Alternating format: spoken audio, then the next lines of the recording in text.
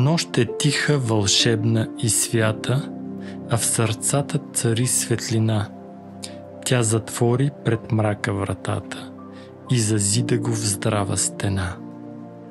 Влезе кротко надеждата стара и приветства блестящия трон. Призова колебливата вяра да направи пред него поклон.